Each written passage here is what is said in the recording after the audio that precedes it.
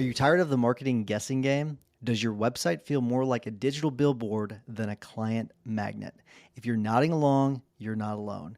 And it's time to stop the uncertainty and start getting real results. Let's talk about your marketing spend.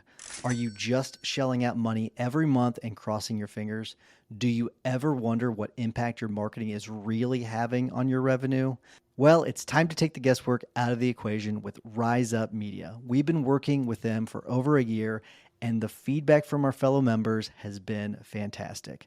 Rise Up Media is here to take your marketing to the next level. They'll even perform a full audit of your online presence, giving you the good, the bad, and even let you in on what your competition is up to that you're missing out on. And the best part, there's no obligation, no catch, no pressure. If you decide to work with them, their contracts are month to month. That's right. No long-term commitments tying you down. So what are you waiting for? To learn more about how Rise Up Media can transform your firms, visit riseupmedia.com/maxlaw, and Rise is spelled with a Z. riseupmedia.com/maxlaw. This is Maximum Lawyer with your host, Tyson Mutrux. Quick heads up before we jump into this week's episode. Today's conversation is a little different from our typical Tuesday episode format. Instead of Tyson behind the mic as the host, you're going to hear him on the other side of the table as the guest. This episode originally aired on the Marketing Simplified podcast with Danny Decker of Spotlight Marketing and Branding, and the conversation was too good not to share with you here. All right, let's get into it. All right, guys, welcome back to Center Stage Podcast. My name is Danny Decker and have a really great guest here today, actually returning guest. Tyson was with us last year as well. Some of you may remember. So Tyson Mutrux, welcome to the podcast. Tyson is the founder of a PI firm in St. Louis, as well as the founder of Maximum Lawyer, which is a coaching and mastermind community for law firm owners. So Tyson, welcome to the podcast. Thanks for joining us. Thanks, Danny. I appreciate you coming back. I remember the last one after I got done. I'm like, that felt great. Like we had, I thought we had a pretty good vibe. So hopefully we didn't set the bar too high. Hopefully it's just right for people. Hopefully we're not too underwhelming on this one. I think, but I really did enjoy the last show. So thanks for having me back on. No, for sure. And, we don't honestly do a ton of repeat guests, but we hopped off that episode and I made a note. I was like, man, that was fun. We got to get Tyson back. And so we made it happen. So listen, last time you were here, I asked you to start just by talking a little bit about your background as far as your firm, right? Your PI firm that you've built, because I think that gives some important credibility. Like there's a lot of folks that are offering advice about law firm building and management, all of this. And I think it's important to recognize like there's a difference. There's experience gained when you actually run the thing yourself, and you've done that and you've built a super successful firm. So we don't need to go through the whole thing because folks can just refer back to that last episode and we'll link it in the show notes. But do just give us the quick overview about what's going on in your law firm, maybe what's changed in the last 9 months since we last spoke. Yeah, that's an interesting one.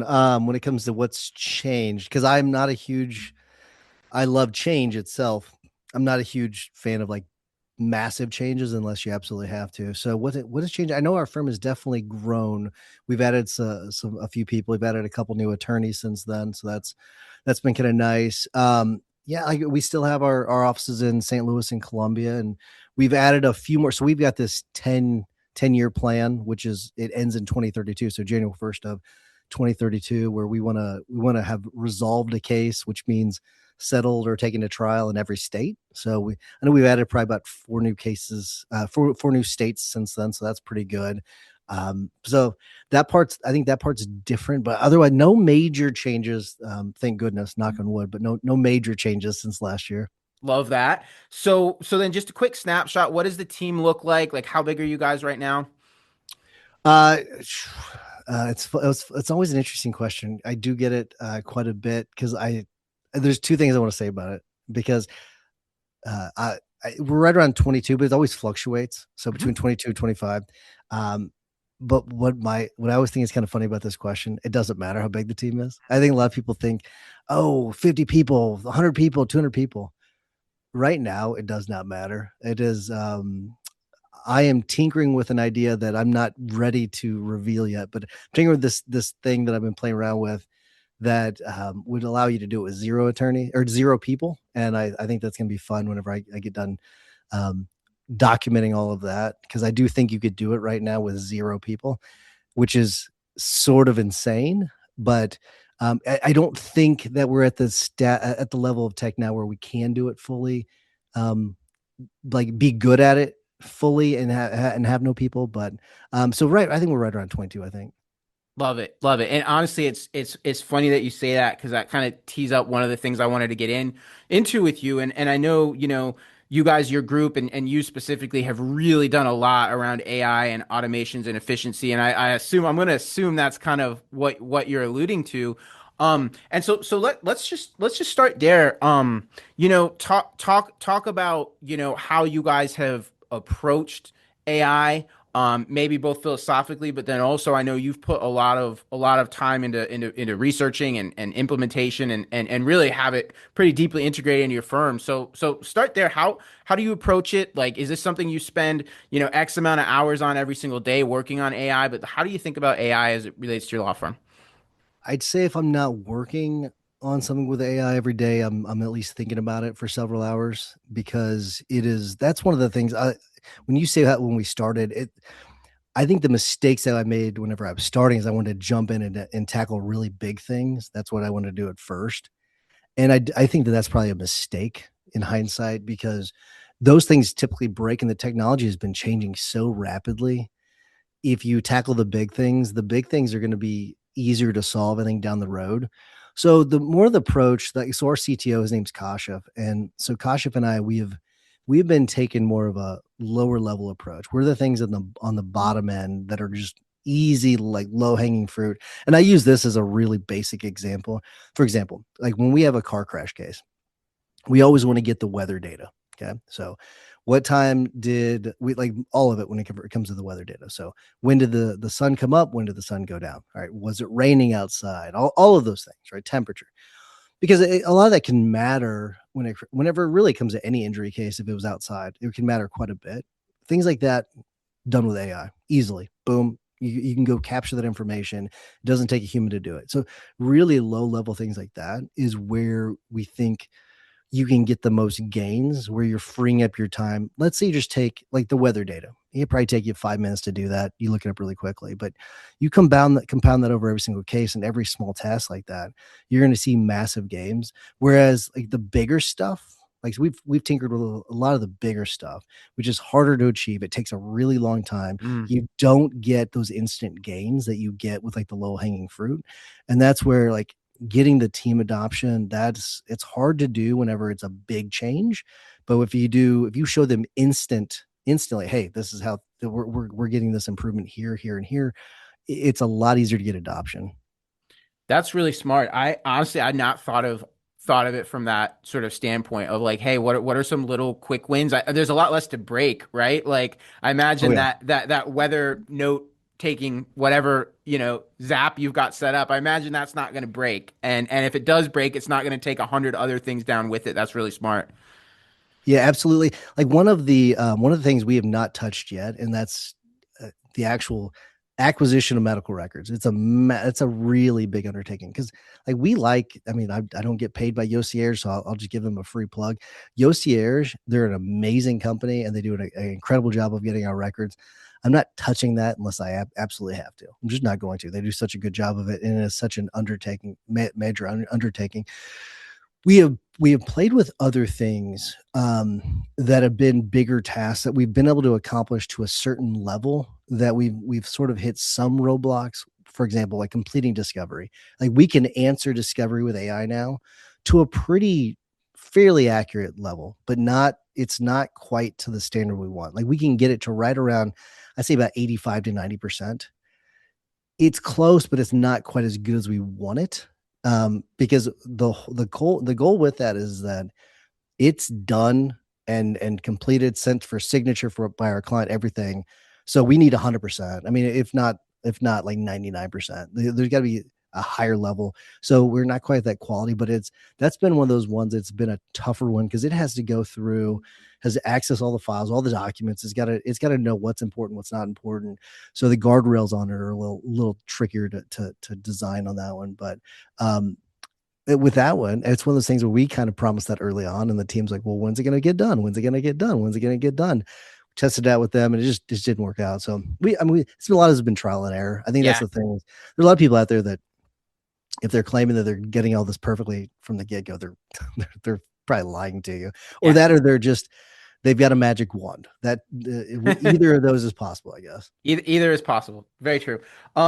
Okay, so to me, like AI and really, all of the innovation we've seen over the last year, 2 years is like such a great example of like a double-edged sword where it's like, and I'm thinking for law firms specifically, right? There's all of this productivity, efficiency, accuracy, like all of these productivity gains like you've described. And we've leaned into it too, as a marketing agency, we've leaned into it probably in different ways, but big fan of the efficiencies and all of these, everything that AI provides. But, I think one example on the flip side of this is, we're hearing from law firms all the time, especially in like estate planning, for example, in business law, of lawyers that are now they're losing clients that would have needed to hire them to draft a contract, but now they're like, I can do it on Chat GPT. So do you see any of that? And maybe that's less of a thing in PI, but basically it's like, man, tools like Chat GPT have made it faster and cheaper than ever to quote unquote draft legal documents, and we are starting to see that and hear that from some clients. So I have some thoughts on that, and we obviously have some advice that we share with our clients, but I am curious if you're seeing that, if you're anyone in your group is seeing that, and how you feel about that conversation. So I have worried about estate planning attorneys specifically, or anything that's like trademark, like anything that's like can be very standardized. I've worried about any of those niches for a while, and I have been a little surprised by how many have not been concerned. So I will say that I'm also not the alarmist type. So I think that a lot of this it's to our benefit. So if I were like an estate planning attorney, I would probably focus on higher end clients because they're not going to be the ones that are using AI. The lower level ones are going to be the ones, the lower paying is what I mean by that. Lower paying clients are going to be the ones that are going to be using AI. So I would try to worry less about that. That being said, I mean, there's lots of attorneys I know that they have I would call the lower paying matter types that are doing just fine or doing really, really well. So I think there's some, but because I think part of that, and I'll answer the question with the PI in a second. I think part of that is I think that the general public does not know the freight train that's about to run over them. I really don't. I think I go to family dinners and all that, and no one's talking about AI. I bring it up and they're like, I'm talking about aliens or something. And it is the wildest thing. It is crazy to me to think that they're really not thinking about it. I think some people that are older, they're also like, oh, by the time this hits, I'm gonna be just fine. I don't know if that's the case. Now, when it comes to PI, I've not noticed it. I've not noticed a significant difference. It is funny. I've spoken to opposing counsel, and they're like, yeah, we'll be dealing with pro se, and like you can tell they're sending us this, chat GPT generated, demand letter and all these kinds of things. Because I do think the PI field has a little bit of a fence built around it.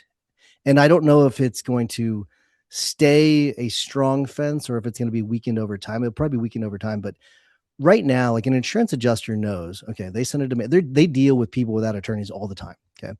And they're not going to adjust the amounts that they're going to pay simply based on a chat GPT generated demand. They're not, because let's say that they file a lawsuit.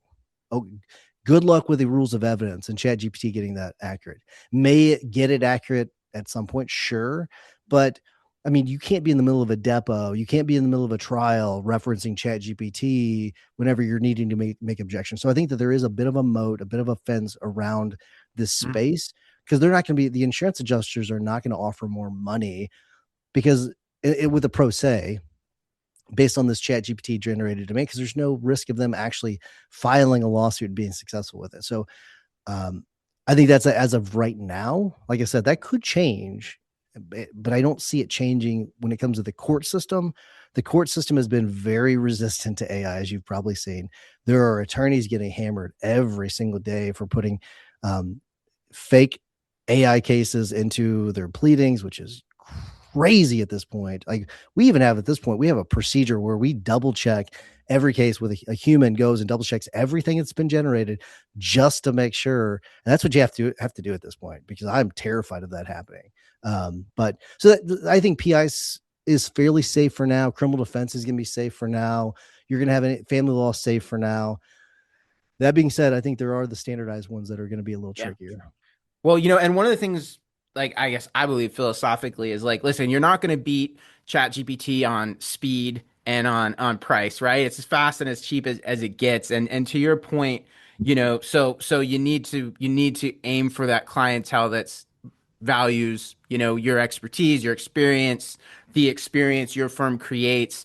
And just, don't try to win the fast and cheap game because at this point, like it's really just it's impossible to beat. It's possible to win that game. So I want to shift gears just a little bit. So I had the opportunity to speak at your conference, Max Law Con. I think it was in September. Thoroughly enjoyed it.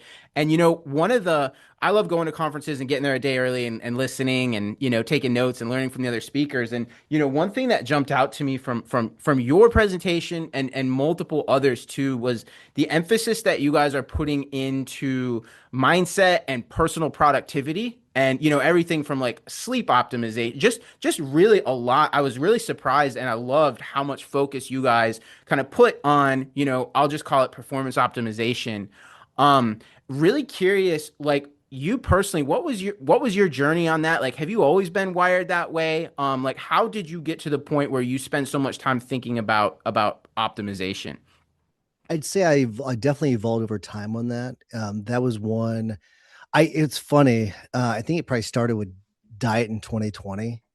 So because I look at pictures back from whenever like 15 years ago, and I'd say I look better now than I did 15 years ago because I was doing the whole thing where I was staying up till 3 in the morning working on cases and I was getting no sleep and it was just terrible. I was really awful when it comes to health. Wasn't eating healthy. And then I changed my diet in 2020. I remember stepping on the scale thinking like, what the, it wasn't like I was like super, super big, but it was definitely bigger than I wanted to be. That's for sure.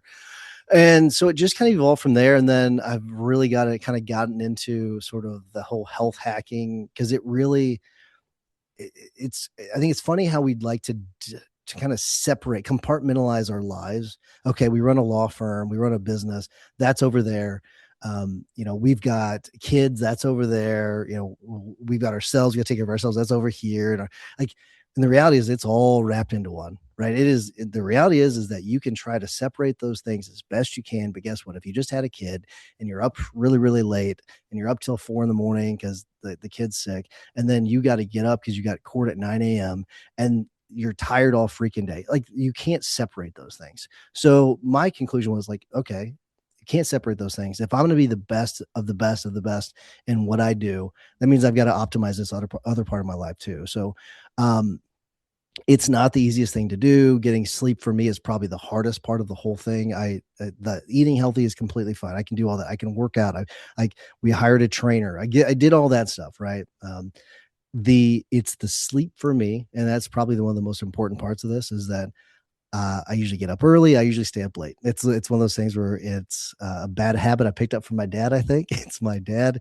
He's still to this day up late, up early. He just retired last week, 2 weeks ago. So he's still in good health for the most part. But I think it comes down to I learned a lot of hard lessons. Maybe I don't drink like I used to. I'll have an occasional drink, but I rarely ever drink. A lot of that comes down to just how I want to feel the next day. I have a Whoop. So we have a Max Law Whoop group. I don't know if you wear a Whoop or not, but it's No. you can. I mean, it really has gotten down to like looking and seeing what I've eaten the previous day. Okay, how do I feel today? How do my numbers play out? All of those different things. So I think it's just lessons learned over time. Really, there was no major event that led me to it. It's just things I picked up. Well, your success speaks for itself, right? You're growing your law firm. Maximum Lawyer is growing and really making a big impact in the industry, and that's awesome to see. So whatever you're doing, it's working. Keep it up.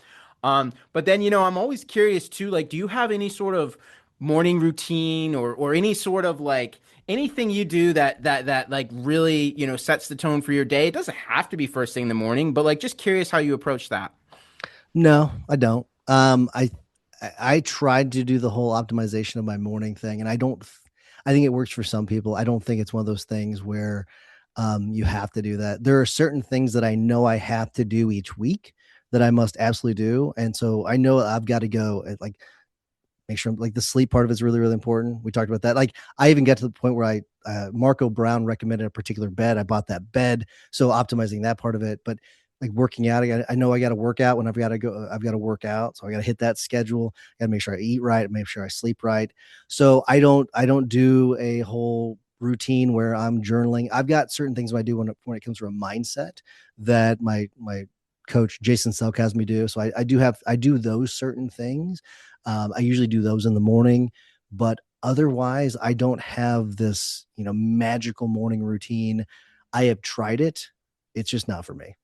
I'm curious. Do you? I'm curious if you have one because I don't think it's necessary. I think it's overblown, but I wonder if you do. Mine evolves. I think the first one that I jumped into was like Miracle Morning back in like 2018, I tried 2019. that too. Yeah, that's cool. Yeah. Yeah. And like there are pieces of that have stuck around, but like I kind of go through phases. I really do personally, I get up early. I try to get a workout in first thing. Lots of times that's just a bike ride or a walk, and I typically listen to a podcast while I'm doing that or an audiobook.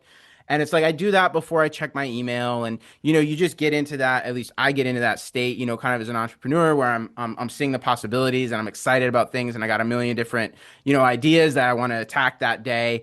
And I find that like just protecting that space first thing in the morning so that like I bring, my energy and my attention to the day as opposed to starting the day by responding to, email or whatever else really helps for me. But like that said, like everything else kind of evolves. Like I go through periods of time where like I lift weights in the morning, other times I do that at the end of the day. So it just honestly it ebbs and flows for me.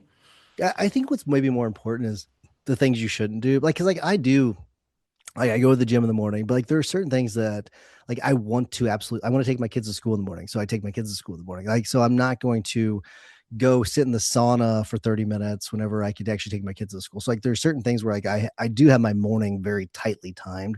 But I mean, the thing you mentioned about like not checking messages, like I'm not going to check messages first thing in the morning. I'm not going to do that. I'm like, I rarely, if ever, get into my email because I've got my assistant who's sitting out there. She does that. She does an incredible job. I don't have to do that. So there's certain things that you shouldn't start the day with a donut.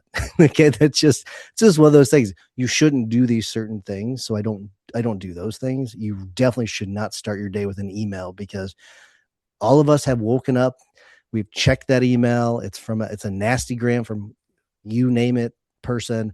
And it just starts your day off in a terrible way. So you shouldn't do it. So anything where you can kind of keep your mind open in the morning, I think is a good idea. 100%. So Tyson, how much time do you spend working in the law firm versus Maximum Lawyer? It's probably about two-thirds, one third. So two-thirds in the firm, one third Max Law. It that's something that does ebb and flow based on, all right, like for example, this week it's going to be a little heavier Max Law because we have a mastermind in Phoenix next week. For the conference, it'll be, I mean, the conference week is 100% Max Law. So and 0% for the firm. It depends, but I'd say roughly two-thirds, one-third is how it splits up. But because we have Max Law pretty much optimized for the most part. Love it. When is the next conference? It is in October of this year. I was the dates I don't have in front of me, but it is in October. Maxlawcon.com. We have not released the tickets for this. We've released one batch. The next batch is going to be coming out in the next few months, so keep an eye on that. But and it's in October of this year. We also have an event in Chicago in June. That's gonna be kind of cool. Very cool. Very cool. You were also telling me right before we hit record here, you guys have launched a new service. I think it's sort of like I think it was beccaslist.co. Can you tell us about that? Yeah. So this all started. It was kind of funny. there was someone in what we call it the association now. It used to be called the guild, but there was someone in the guild that they were complaining about a vendor, and then like it was this post that kind of led to just a flood of comments, and we're like, Becca had this idea of like this vendor review site so that it's really about leveling the playing field, because people don't know what the prices are. They get screwed over by a vendor. I can't tell you how many times we've seen in the Facebook group someone getting screwed over by the vendor. We've seen vendors come and they go. And so we have it where you can look up vendors. It's free for attorneys. You sign up with your LinkedIn account, and it's free for attorneys to sign up for. They can review vendors for free. They can check out vendors. It's a way of really kind of giving us a little bit more power as attorneys to control what we're paying for. I'm not going to mention the name of the company, because it's things like this where like we pay this attorney tax. Sometimes I spent 20 grand for this service and got nothing out of it. Zero. Okay. And it was a software that I paid for, and after a year it was not working. And so it's just one of those things where like we're kind of handcuffed, and this is one of those ways of helping remove that handcuff. Yeah, no, I think that's great. And I mean, as so we're a marketing agency, right? And so we work with hundreds and hundreds of clients, and we've been doing this for like 15 years. And are we perfect? No, I won't say we're perfect. I won't say there's never been somebody who we didn't deliver exactly what we wanted for. But as somebody who's been part of this industry for like a really long time, I just think that's great. I think maybe most simply, one of the ways that any vendor, but us in particular, learns and improves is when we hear feedback, and sometimes that's not great feedback, and you want to hear it. So like, I don't know, I think it's great that you're doing that. I think in the marketing space, which is where I spend all my time, I'm continually surprised by I think the average law firm owner really doesn't want to think about marketing, and I don't blame them for it, right? They Sure. didn't go to law school because they want to market. They would really just love it if clients showed up. So and I think unfortunately there are folks that take advantage of that, whether that's intentional or unintentional. And one of the frustrations for me is I think that a lot of marketing folks, present things as a silver bullet, right? It's like, hey, listen, if you just drop $20,000 on a website or $10,000 on an SEO strategy or a Google ad campaign or whatever, it's just going to fix everything. And it's going to work perfectly, and you're not going to have to think about marketing anymore. And in my experience, that's unfortunately just not true. So I one of the things we're trying to do at Spotlight is have real conversations about what it actually looks like to build systematic marketing that produces leads, produces referrals, also understands that there's an intake component, right? And so part of what we have to do is make sure that leads are being, handled properly, and that there's an efficient handoff and all of that. And unfortunately, it just is bigger than a single silver bullet that's going to fix everything. So all that to say, I love that you guys are doing that. I think you said it was beccaslist.co. We'll be sure to link that in the show notes, because that's awesome. So very cool. And before we wrap up here, I want to be sure, I don't think we did this up front. So just tell folks who are listening, and our audience is pretty much all solo small law firm owners, what is Max Law exactly? What do you guys offer? Just talk a little bit about your program, your community. Sure. And thanks for that opportunity, and thanks for mentioning Becca's List. I appreciate it. I at some point I want to ask you, I think that would be a great show that we could do, where you tell us like how you can coach law firms to not squander the leads that you help generate. Because I bet that's extremely frustrating for you, where you do all this work, you generate the business, and then they drop the ball at the goal line.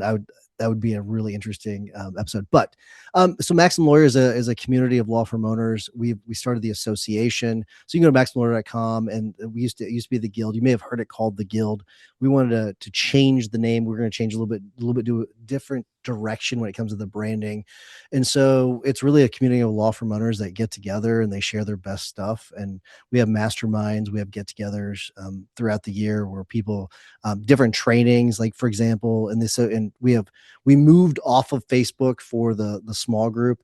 The big Facebook group's still there, but we moved on to Circle, and we got quarterly experts that come on. And for example, we've got some AI people. We've got Jeff Hampton that helps with SEO. We've got someone that's helping with billing for people that bill.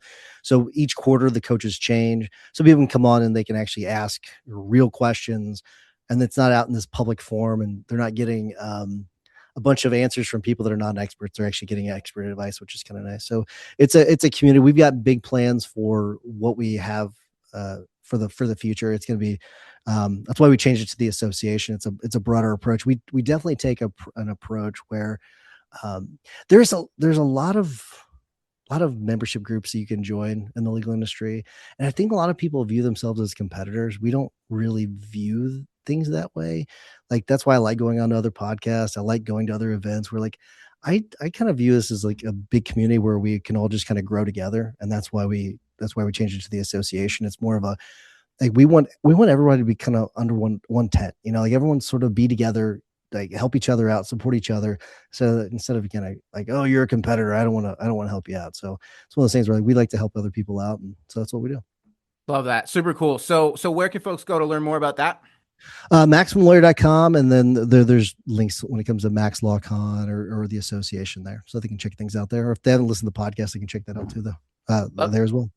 Love it. Well, Tyson, thanks so much for joining us.